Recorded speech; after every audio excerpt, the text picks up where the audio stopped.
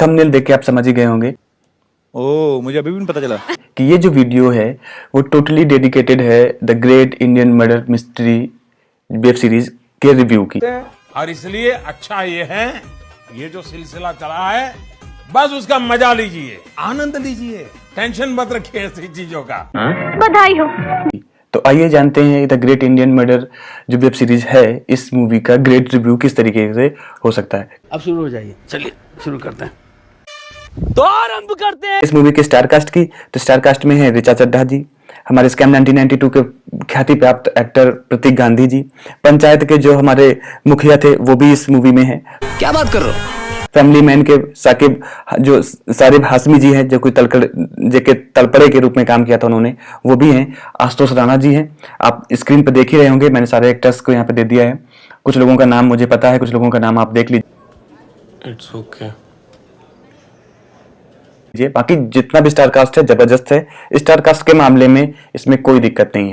ठीक है, बात करते हैं इस वेब सीरीज की स्टोरी की। तो स्टोरी सिंपल है, एक मर्डर होता है, उसके 3 सस्पेक्ट्स होते हैं, उन सस्पेक्ट्स को इस तरीके से इंटरलिंक किया जाता है कि जो ये कहते हैं ना कि मर्डर मिस्ट्री वेब सीरीज है, तो ये मर्डर मिस्ट्री ही है, ये समझ में नहीं आता चाहे आप अंदर हो चाहे बाहर। इवन मैं तो ये कहता हूँ कि जो डायरेक्ट कर रहे हैं, जो मूवी बना रहे हैं, उनके लिए मिस्ट्री ही है।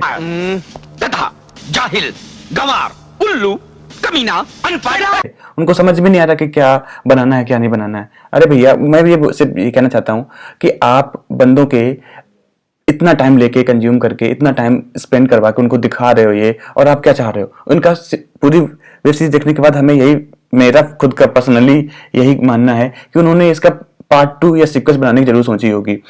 आप पहले एक काम को सही से खत्म तो करो। अब ऐसी वेब सीरीज कौन बनाता है? जाएगा खराब कर रखा इन दोनों ने मिलकर। मतलब वही मेरे को समझ ही नहीं आ रहा था कि इस वेब सीरीज को मैं क्या कहूं। इस वेब सीरीज में आप जानेंगे कि एक मर्डर हुआ है, उसके 3 सस्पेक्ट्स हैं, उन 3 सस्पेक्ट्स को इंटरलिंक किया जा रहा है।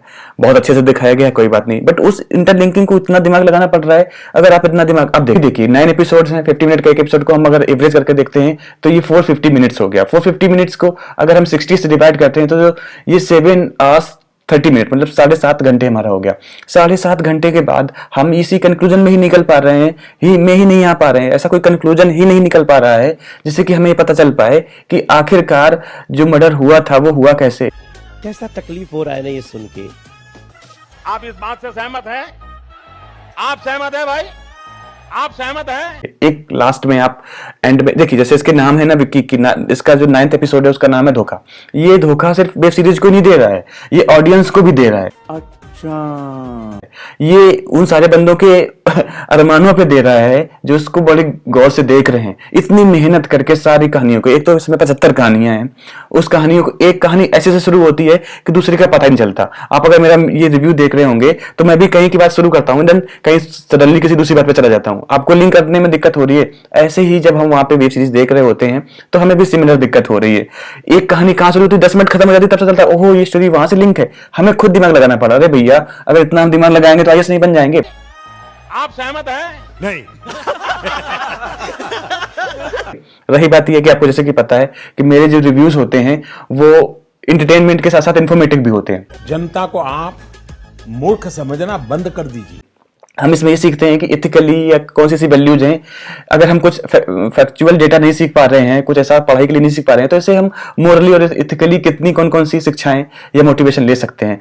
तो अब हम यही बोलेंगे कि इसमें 2 चीजें आपको देखने को मिल सकती हैं। एक जो साइंटिफिक टर्म है DID, जिसको बोलते हैं डिसोसिएटिव आइडेंटिटी डिसऑर्डर। अच्छा, ये अच्छा। मतलब एक ही इंसान अपने अंदर 2 तरीके की पर्सनालिटी को फील करना, ऑब्जर्व करना शुरू कर देता है। मतलब एक एट ए टाइम एक ही बंदा होता है, बट उस पे 2 पर्सनालिटीज रहना शुरू कर देती हैं। तो इस तरीके को बोलते हैं डिसोसिएटिव आइडेंटिटी डिसऑर्डर। आपने बहुत सारी मूवीज में देखा होगा कि इस तरीके की इसमें दिखाया गया है। दूसरा एक इसमें एक है कि लॉन्ग टर्म विजन। ये क्या होता है? इसमें जैसे आपको पता है कि जब छत्तीसगढ़, उत्तराखंड एंड झारखंड का बाइफर्केशन हुआ था, जो 2000 में हुआ था, और इसकी लेकिन जो पटकथा थी बाइफर्केशन का कि इसको हमें अलग करना है राज्यों को, वो 1990-92 से शुरू हो गई थी। तो उसको दिखाया गया है। तो इससे ये सीखा जा सकता है कि हमें किसी भी, अगर हम तैयारी कर रहे हैं किसी भी चीज की, अगर वो UPSC लेवल की हो या SSC लेवल की हो या ग्रुप D लेवल की हो, किसी भी एक लेवल की हो, तो हमें पहले से ही काम करना पड़ेगा और आगे बढ़ने के लिए उसके प्रति आगे काम करते रहना है। ये बड़ी अच्छी बात कही आप। तो ये चीज हम सीख सकते हैं कि हमें लॉन्ग टर्म विजन रखना चाहिए और हमें बड़ा करने की सोचना चाहिए, क्योंकि एक मिडिल क्लास इंसान सोचता है कि मैं कैसे चल के कल को इस स्टेट का सीएम बनूंगा, तो वो मेहनत दिखाई देती है, तो वो एक मतलब दिखाई देता है कि लॉन्ग टर्म विजन उसमें दिखता है। अब आप एक चीज बताइए, 7.5 घंटे हम स्पेंड करने के बाद सिर्फ ये 2 चीजें सीखें, तो मेरा एक सलाह है, अगर आप पढ़ने वाले स्टूडेंट हैं, आप अगर किसी चीज की तैयारी कर रहे हैं और आपके पास भले ही 7.5 घंटे का टाइम है, तो आप खाना खा लीजिए, आप कुछ खेल लीजिए, आप किसी के साथ आप गाने सुन लीजिए, लेकिन आप 7.5 घंटे इस वेब सीरीज को मत दीजिए। रिस्क है। मैं बता रहा हूं उन लोगों के लिए जो अपना टाइम अपनी एजुकेशन में स्पेंड कर रहे हैं और वो चाहते हैं कि कुछ टाइम हम अपने पढ़ाई के लिए दें और कुछ हम मूवीज से कुछ सीखें। हालांकि मेरे रिव्यूज ऐसे होते हैं जो बहुत कुछ सिखा के जाएंगे, अच्छा ठीक है।